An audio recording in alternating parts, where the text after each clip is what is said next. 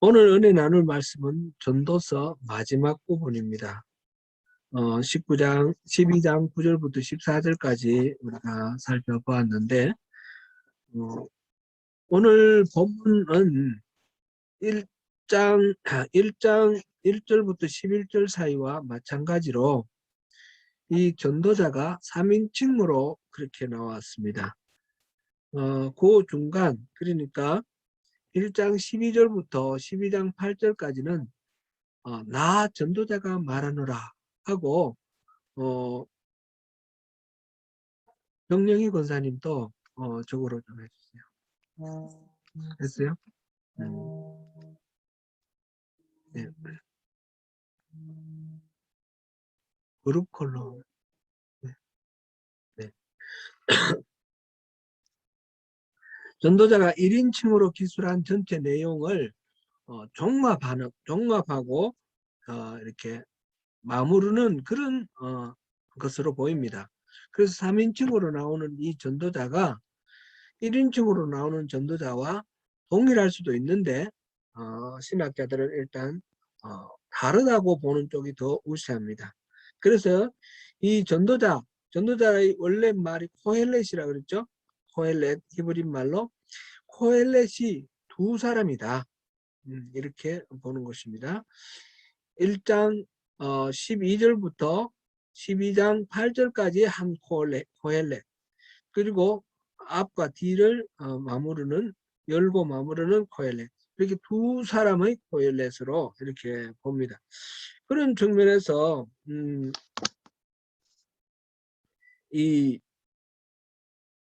그 전체를 종합하고 마무르는 이 코헬렛이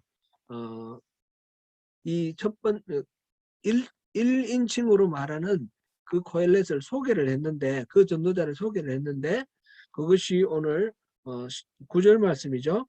전도자는 지혜자여서 여전히 백성에게 지식을 가르쳤고 또 깊이 생각하고 연구하여 자문을 많이 지었으며, 전도자는 힘써 아름다운 말들을 구하였나니 진리의 말씀들을 정직하게 기록하였느니라.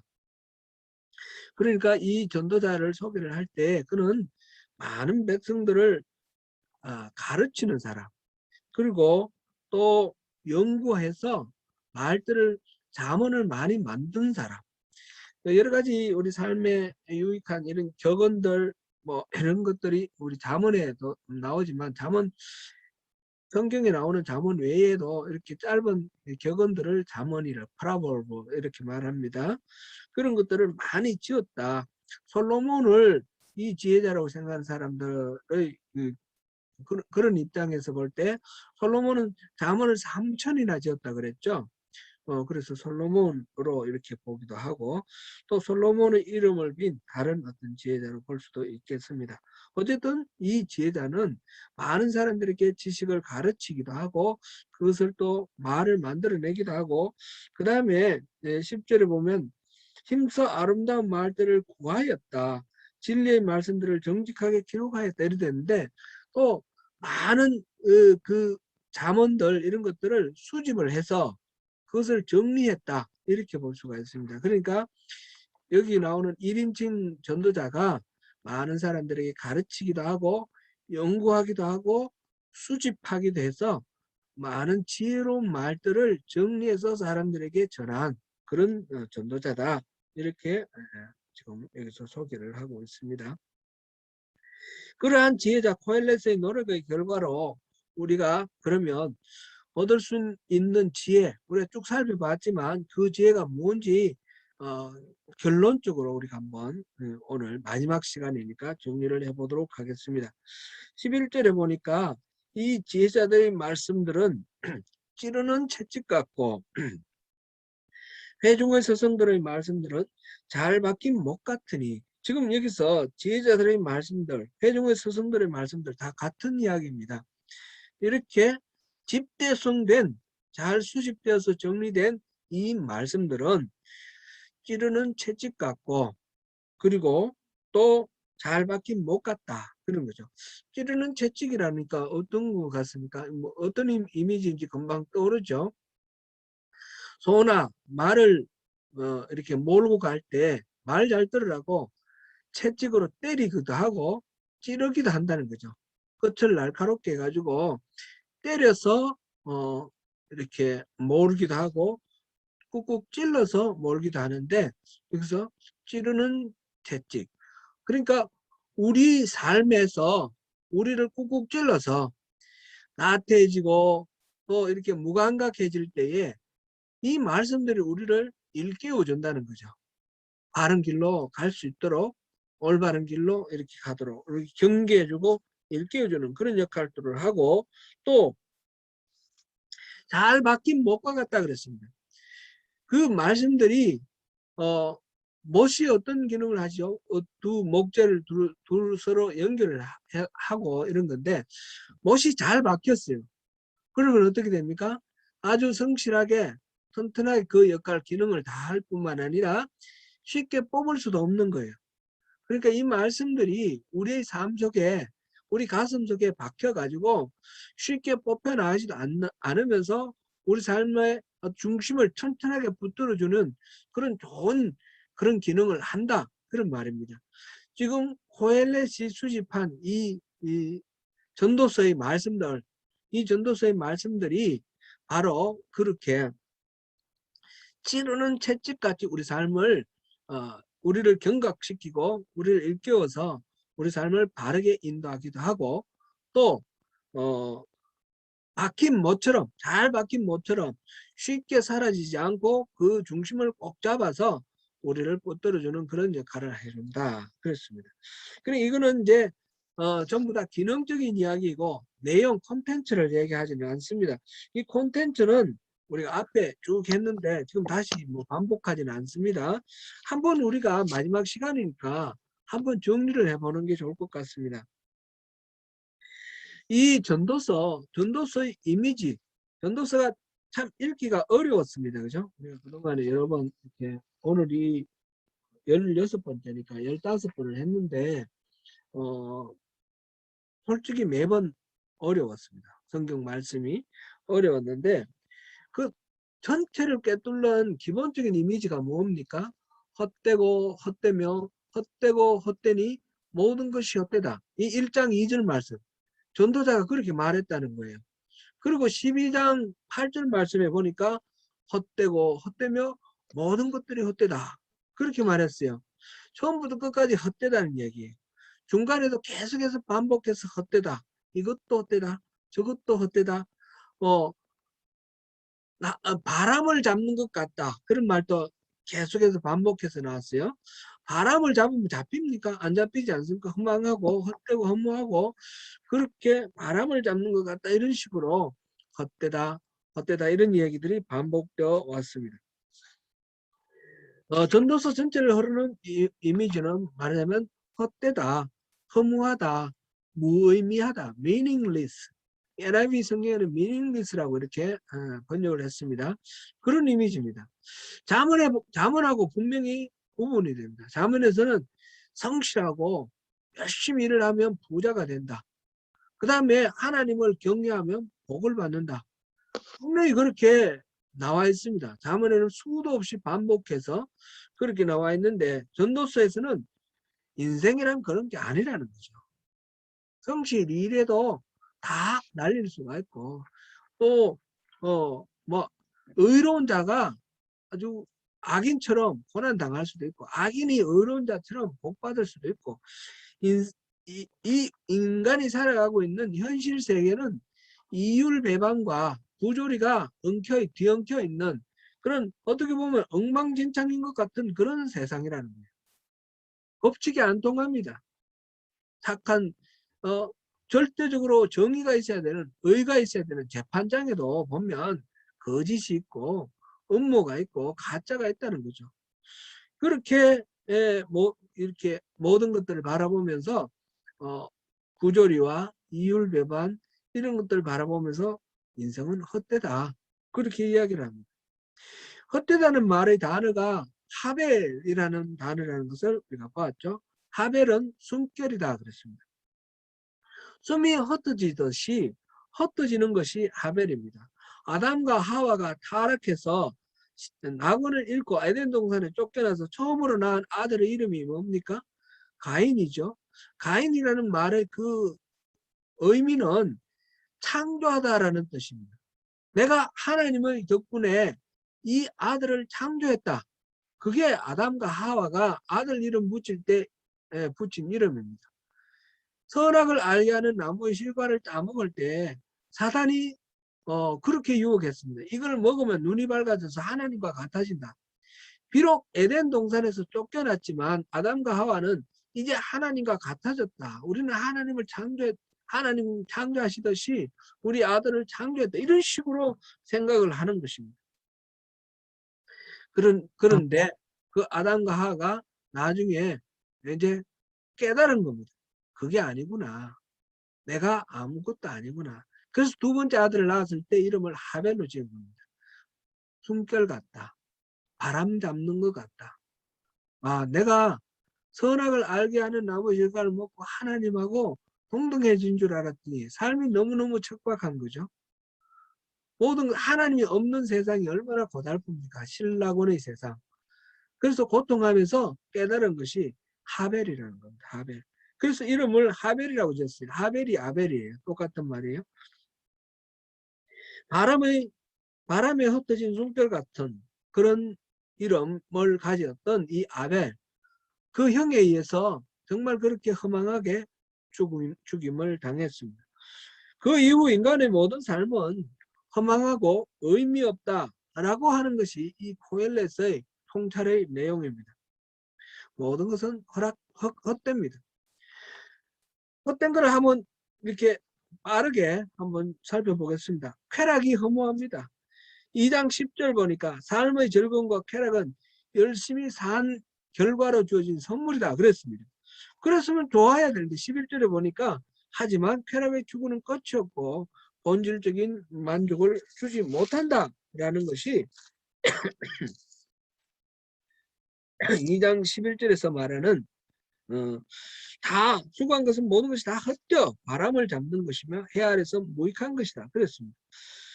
노동과 수고가 다 허무합니다. 사람이 노동과 수고를 통해 삶의 성취를 이루는 것이 바람직합니다. 3장 13절 말씀 보니까 사람마다 먹고 마시는 것과 수고함으로 낙을 누리는 그것이 하나님의 선물인 줄도 또한 알았다 그랬습니다. 그러나 노동을 많이 하는 것은 그만큼 몸과 마음에 그 안식을 얻지 못한다는 그런 의미입니다. 2장 22절부터 한번 볼게요. 22절 23절 사람이 헤아려 생각하는 모든 수고와 마음에 애쓰는 것이 무슨 소득이 있으랴. 일평생에 근심하며 수고하는 것이 슬픔뿐이라. 그의 마음이 밤에도 쉬지 못하느니 이것도 헛되도다. 수고와 노동을 많이 해서 삶의 많은 업적과 성취를 얻게 되면 그에 비례해서 다른 사람들의 시기와 질투는 늘어납니다. 그게 4장 4절 말씀입니다. 무엇보다 사람이 제 아무리 수고하고 노동을 해서 탁월한 삶의 성취를 이룬다 해도 결국 그 열매는 그가 죽고 나면 딴 사람이 누린다는 것입니다. 이게 2장 18절 말씀입니다. 이렇게 노동과 수고도 다 헛되다 그랬고요. 돈과 재물이 허무합니다. 재물과 무기는 하나님의 선물이다 한 게 5장 19절 말씀인데 그러나 재물이 많으면 그에 비례하여 근심도 많아집니다. 5장 12절 말씀이고요. 재산이 정식되면 그에 따라서 지출도 비례해서 늘어난다. 그게 5장 11절 말씀이고요. 사람은 재물과 부가 아무리 커져도 그것을 만족할 줄 모르는 존재랍니다. 사람의 욕심은 끝이 없습니다. 이 5장 10절 말씀입니다. 무엇보다 죽음 앞에서 재물의 아무런 도움이 못 됩니다. 삼성 회장 이건희 씨 같은 경우도 죽음 앞에서 그 많은 돈이 아무런 맥을 추지 못했습니다. 부자도 죽을 때는 빈손으로 떠납니다. 5장 15절 말씀입니다. 이렇게 재물도 헛됩니다. 뿐만 아니라 지혜도 허무합니다. 지혜가 코엘렛들은 지혜의 가치와 유용함을 나름대로 인정합니다. 적어도 지혜는 미련함보다는 더 낫다고 그랬습니다. 2장 13절 말씀. 지혜는 사람을 위기에서 구원할 수 있습니다. 7장 12절 말씀. 하지만 세상에는 전적으로 새로운 지혜 혹은 지식이란 존재하지 않습니다. 제 아무리 뛰어난 현자라 하더라도 그 깨달은 것을 따지고 보면 모두 과거부터 이미 알고 있던 그런 내용입니다. 1장 9절에서 10절, 3장 15절 말씀입니다. 지혜가 많으면 오히려 번뇌가 많다고 그랬습니다. 2장 18절 말씀. 지혜와 지식을 구하는 것은 몸을 혹사시키고 건강을 상하게 할 수 있다 하는 게 2장 12절 말씀. 무엇보다도 너무 지혜로운 것 때문에 고난을 당할 수 있다. 7장 16절. 무엇보다 아무리 뛰어난 지혜가 있다 할지라도 그 사람을 죽음으로부터 구원할 수는 없다 하는 것입니다. 지혜자나 미련한 자나 우매한 자나 죽는 것은 똑같이 죽는다. 이게 지혜가 무슨 소용이 있느냐 이런 식입니다. 2장 16절 말씀입니다. 뿐만 아니라 의로움도 허무합니다. 하나님을 경외하는 사람은 잘 되지만 악인은 형통하지 못한다. 뭐 그래야 돼야 되겠죠. 그렇게 말하고 싶어요. 그렇게 믿고 싶어요. 그러나 악인에 대한 심판이 신속히 실행되는 것이 아니며 극악한 악인조차 장수하기도 하고 부유해지기도 합니다. 8장 12절 말씀입니다. 심지어 의인이 악인으로 인해 벌을 받는 경우가 있는가 하면 악인이 의인으로 인해 상을 받는 경우도 있습니다. 8장 14절 말씀. 사악한 사람도 죽고 나면 그 악행을 사람들이 다 잊어버리고 기억하지 않습니다. 삶은 이렇게 허무합니다. 이렇게 허무하다라고 말할 수 있는 근거로서 가장 중요한 것은 무엇입니까? 삶은 이렇게 이 지금 전도자가 말하는 이 삶은 허무하다. 그러니까 막 비관주의, 염세주의 같은데 그 핵심 요소는 다름 아니라 죽음입니다. 그동안에 죽음의 횡포라는 그런 단어를 사용했습니다. 죽음이 이 세상의 지혜와 부귀영화, 즐거움과 노동의 가치를 모두 다 빼앗아가 버립니다. 1장 11절, 2장 16절, 5장 15절 말씀입니다. 이 세상 아래, 해 아래 아무리 고귀한 것들이 있다 할지라도 죽음은 그 모든 것을 무효로 만들어버리고 의미 없게 만들어버리는 그런 힘을 가졌습니다. 사람이 죽고 난 다음에 이 세상에 좋은 것들이 다 무슨 소용이 있겠습니까? 이 죽음의 형포로 모든 것이 허무하다라는 걸 말하는 이 고헬렛, 이 고헬렛이 이렇게 다 죽어버리면 끝이다 이렇게 말하면서 왜 이 죽음이라는 것, 이거 허무한 것, 이거를 하나님 우리에게 주셨는가? 이 허무한 것을 깨닫게 해주셨는가? 모든 것들이 다 허무하다라고 이게 이제 말하자면 지혜의 말씀이 되는 이유가 뭐냐라는 거죠. 모든 거 다 허무하다는 걸 깨닫는 이것이 어떻게 지혜가 되느냐는 거죠. 이게 염세주의, 비관주의로 끝나버리지 않고 이게 지혜가 되는 이유가 있다는 것입니다. 그것은 다름 아니라 이러한 것들 통해서 이 죽음의 횡포를 통해서 우리가 영원을 사모하게 된다는 것입니다. 이게 3장 11절 말씀이죠. 우리 마음에 영원을 사모하는 마음을 주시려고 이 허무한 것, 죽음의 이 허무한 것을 우리에게 깨닫게 해주셨다는 것입니다. 또 한 가지는 그 영원한 세상 이 모든 일들을 섭리하시는 하나님에 대해서 경외함을 갖게 하려고 하시는 그런 말씀입니다. 3장 14절 말씀. 이 죽음의 횡포 앞에서 우리가 모든 것이 허무하구나라고 깨닫게 하시는 이유는 우리가 인생이 허무하기 때문에 그걸로 끝나버리는 것이 아니라 영원, 이 허무한 것 아닌 영원한 것을 사모하게 하고 그 영원한 세계를 주관하시는 하나님을 경외하게 하기 위해서 바로 이 허무함을 깨닫게 해주셨다라는 것입니다. 죄로 해서 우리 인생이 타락한 이유는 죄 때문입니다. 하나님과 정졌기 때문에 하나님이 없는 세상이 바로 이 허무한 세상입니다. 죽음이 바로 하나님께서 하나님을 거부할 때 선악을 알게 하는 나무의 실과를 따먹으면 너희들은 정령 죽으리라 말씀하신 그 죽음입니다. 그 죽음 때문에 모든 것들이 다 허무하게 되어버렸습니다.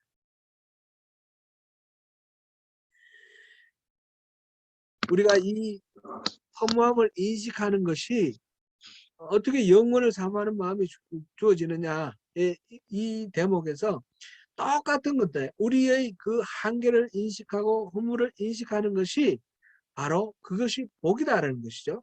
그 이치를 생각해 보면 이 적절한 표현인지 적절한 비유인지 모르겠는데 2002년도에 히딩크 감독, 한국 축구의 월드컵 할 때 히딩크 감독 한번 생각해 보세요.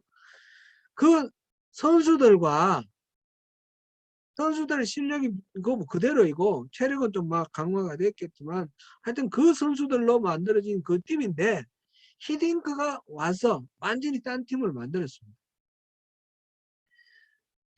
재작년에 베트남의 그 축구팀을 맡았던 박항서 감독 같은 경우 똑같은 실력을 가진 같은 선수로 구성된 같은 팀을 가지고 전적으로 전력이 다른 새로운 팀으로 만들어 버렸습니다. 감독이 누구냐에 따라서 달라지는데 우리 인생의 주인이 누구냐에 따라서 얼마나 많이 달라지겠습니까? 우리가 죄인이고 우리가 죽음으로 인해서 그냥 모든 것이 허무해지는 허망한 그런 무가치한 존재라는 사실을 깨달을 때에 우리가 영혼을 알게 되는 것입니다. 하나님을 알게 되는 것입니다. 로마서에서는 우리가 죄인인 걸 깨달을 때에 하나님의 그 구원의 은혜를 알게 되는 거죠. 죄인인 걸 알지 못하는 자는 십자가 복음의 그 사랑의 은혜, 하나님의 사랑, 예수님이 주신 그 십자가의 사랑을 알지 못합니다. 자기 죄를 깨닫는 사람이 그 은혜를 알게 되는 것입니다. 마찬가지로 전도서에는 인생의 허무함을 아는 사람이 영원한 세계를 사모하게 된다는 것이죠.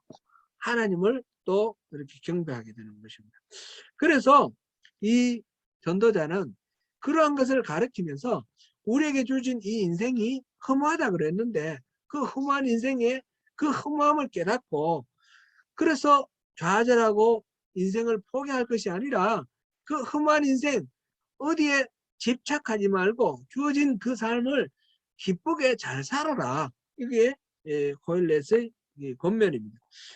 기쁘게 잘 살아라는 말씀 한번 빠르게 한번 지나가면서 한번 짚어보겠습니다. 2장 24절 보니까 사람이 먹고 마시며 수고하는 것보다 그의 마음을 더 기쁘게 하는 것은 없나니 내가 이것도 먼저 하나님 손에서 나오는 것이로다.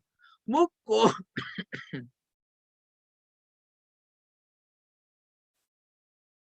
우리가 먹고 마시는 일상의 삶, 이 일상의 삶도 하나님 주신 선물이라고 생각하고 기쁘게 즐겁게 누리라는 것이죠. 3장 12절 13절 사람들이 사는 동안에 기뻐하며 선을 행하는 것보다 더 나은 것이 없는 줄을 내가 알았고 사람마다 먹고 마시는 것과 수고함으로 낙을 누리는 그것이 하나님의 선물인 줄도 또한 알았도다. 3장 22절 요 부분들은 체크를 좀 한번 해 놓으십시오. 3장 22절 다시 말씀드리면 2장 24절 3장 12절 13절 3장 22절 그러므로 나는 사람이 자기 일에 즐거워하는 것보다 더 나은 것이 없음을 보았나니 이는 그것이 그의 몫이기 때문이다. 자기가 좋아하는 일을 하나님이 자기에게 주신 그 소원대로 기쁨을 누릴 수 있는 그 일을 우리가 즐거워하라. 그것이죠. 그 다음 5장 18절 19절 사람이 하나님께서 그에게 주신 바 그 일평생에 먹고 마시며 해 아래서 하는 모든 수고 중에서 낙을 보는 것이 선하고 아름다움을 내가 보았나니 그것이 그의 몫이로다. 또한 어떤 사람에게든지 하나님이 재물과 부여를 그에게 주사 능히 누리게 하시며 제 몫을 받아 수고함으로 즐거워하게 하신 것은 하나님의 선물이라. 우리 일상적인 삶의 이 루틴한 삶 가운데서 선을 행하고 하나님 주신 거 누리는 거 이게 하나님이 우리에게 허락하신 선물이라는 것입니다. 8장 15절 이에 내가 희락을 찬양하노니 이는 사람이 먹고 마시고 즐거워하는 것보다 더 나은 것이 해 아래는 없음이라. 하나님이 사람을 해 아래에서 살게 하신 날 동안 수고하는 일 중에 그러한 일이 그와 함께 있을 것이니라. 9장 7절에서 9절입니다. 너는 가서 기쁨으로 내 음식을 먹고 즐거운 마음으로 내 포도주를 마실지어다. 이는 하나님이 내가 하는 일들을 벌써 기쁘게 받으셨습니다. 내 이복을 항상 희게 하며 내 무리의 향기름을 거치지 아니하도록 할지니라. 내 헛된 평생의 모든 날 곧 하나님의 해 아래에서 내게 주신 모든 헛된 날에 내가 사랑하는 아내와 함께 즐겁게 살지어다. 그것이 내가 평생의 해 아래에서 수고하고 얻은 내 몫이니라. 11장 9절입니다. 청년이여 내 어린 때를 즐거워하며 내 청년의 날들을 마음에 기뻐하여 마음에 원하는 것들과 내 눈이 보는 대로 행하라. 허망하다 바람을 잡는 것 같다. 그렇게 말하면서 그 허망한 것 바람을 잡는 것들 가운데서 하나님 주신 분복을 누리며 즐겁게 선을 행하면서 즐겁게 내 마음에서 우러나오는 대로 행하라. 그러면서 즐기라. 이것이 이 코엘렛 이 삶의 지혜자가 주시는 우리에게 주는 권면입니다. 삶은 허무한 것이지만 그래서 어느 것이나 우리가 집착하고 거기에 매달릴 그런 것은 없습니다. 그렇지만 그것은 우리에게 주신 하나님의 선물이기 때문에 기쁘게 누릴 만한 것입니다. 그래서 이 지혜자가 하는 말이 지혜자나 우매자나 죽는 거는 똑같지만 지혜자가 더 낫다는 거죠. 지혜롭게 처신하라.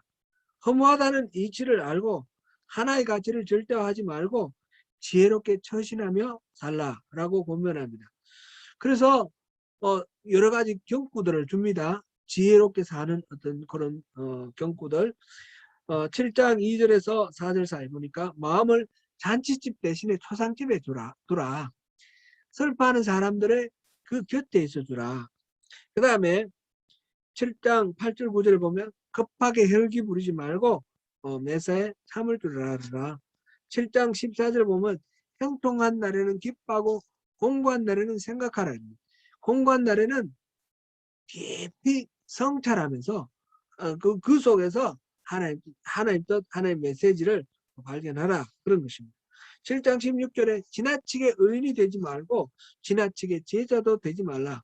또 7장 17절에는 지나치게 악인이 되지도 말고 지나치게 우매자도 되지 말라.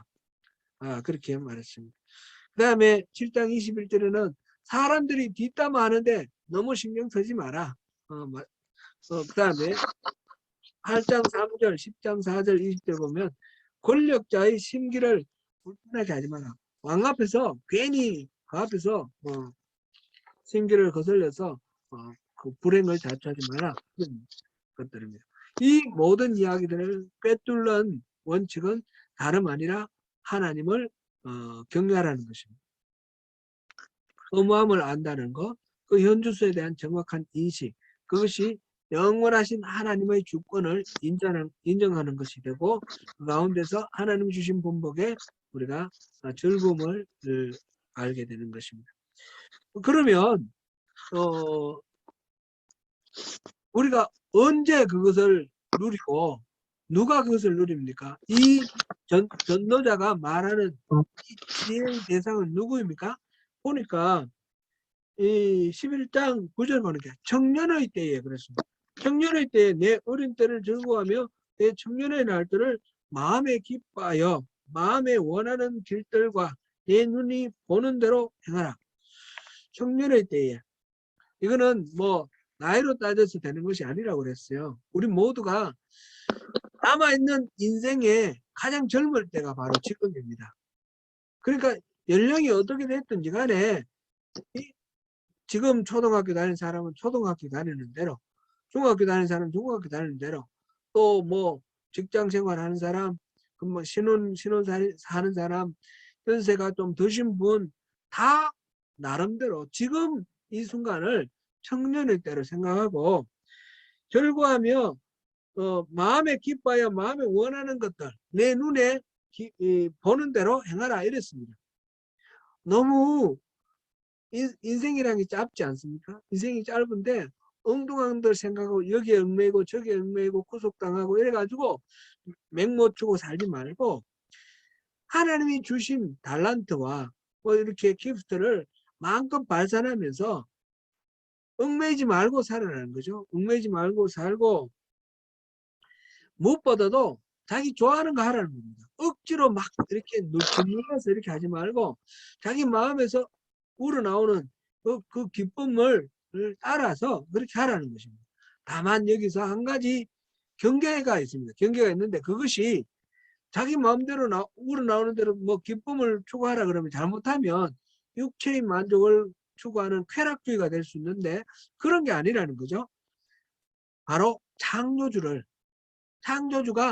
심판한다는 거. 네 살아가는 그 모든 삶을 가지고 심판한다는 사실을 기억하라. 하나님을 기억하라. 창조주를 기억하라 그랬습니다.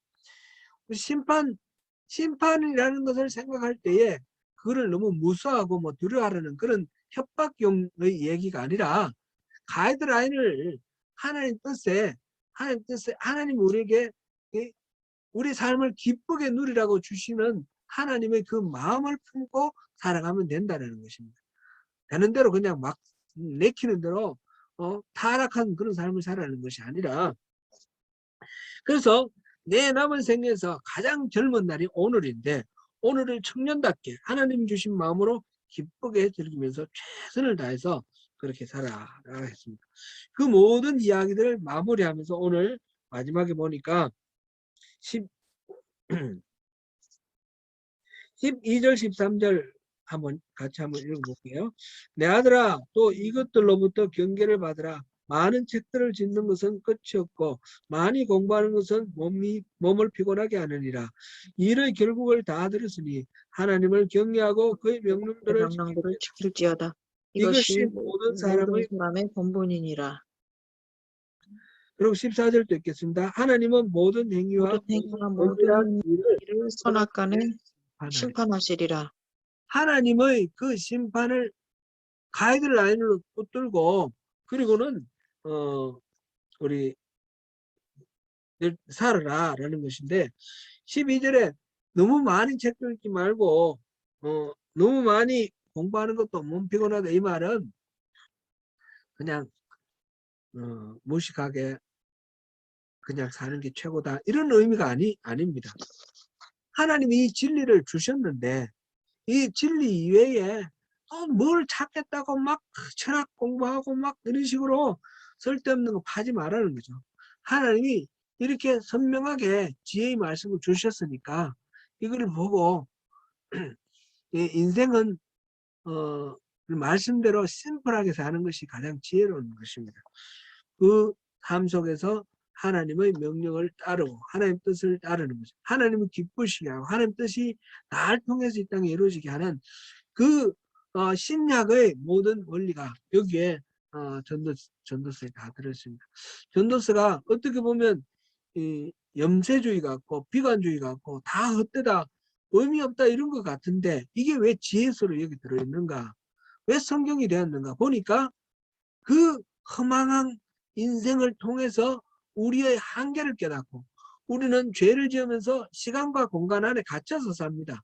시간과 공간 안에 갇혀서 살고 있는 우리 인생의 이 모든 것들을 통찰하면서 어디에도 집착하거나 얽매이지 말고 영원을 사모하면서 영원을 다스리신 하나님 바라보면서 거기에 하나님이 심판하신 만 기억하면서 하나님 주신 모든 품복을 마음껏 기쁘게 누리면서 그렇게 살아가는 것이 참된 지혜다.